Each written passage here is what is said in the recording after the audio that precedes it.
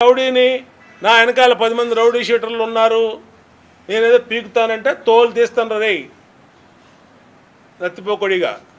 అరే పొట్టిన నీకు కూడా చెప్తున్నా ఎల్లంపల్లిగా, వీళ్ళ వల్ల ఇవాళ ప్రశాంతమైనటువంటి నియోజకవర్గం డిస్టర్బ్ అవుతుంది.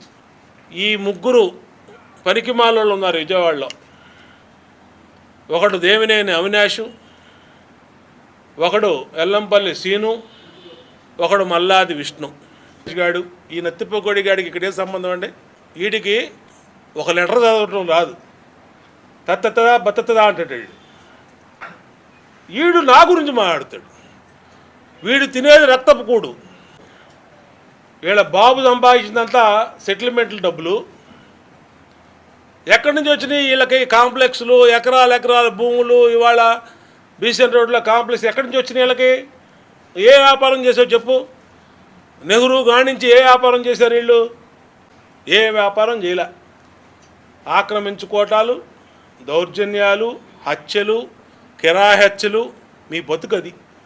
రౌడీని నా వెనకాల 10 మంది రౌడీ షీటర్లు ఉన్నారు, నేనేదో పీకుతానంటే తోలు తీస్తాను రే నత్తిపోకొడిగా. అరే పొట్టిన నీకు కూడా చెప్తున్నా ఎల్లంపల్లిగా, వీళ్ళ వల్ల ఇవాళ ప్రశాంతమైనటువంటి నియోజకవర్గం డిస్టర్బ్ అవుతుంది.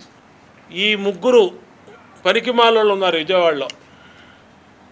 ఒకడు దేవినేని అవినాష్, ఒకడు ఎల్లంపల్లి సీను, ఒకడు మల్లాది విష్ణు గాడు.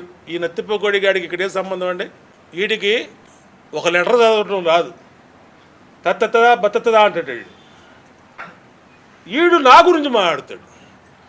వీడు తినేది రక్తపు కూడు. వీళ్ళ బాబు సంపాదించినంత సెటిల్మెంట్ల డబ్బులు ఎక్కడి నుంచి వచ్చినాయి? వీళ్ళకి కాంప్లెక్స్లు, ఎకరాల భూములు, ఇవాళ బీసెన్ రోడ్లో కాంప్లెక్స్ ఎక్కడి నుంచి వచ్చినాయి? వీళ్ళకి ఏ వ్యాపారం చేసావు చెప్పు? నెహ్రూ గానించి ఏ వ్యాపారం చేశారు వీళ్ళు? ఏ వ్యాపారం చేయలే. ఆక్రమించుకోవటాలు, దౌర్జన్యాలు, హత్యలు, కిరాయి హత్యలు, మీ బతుకది.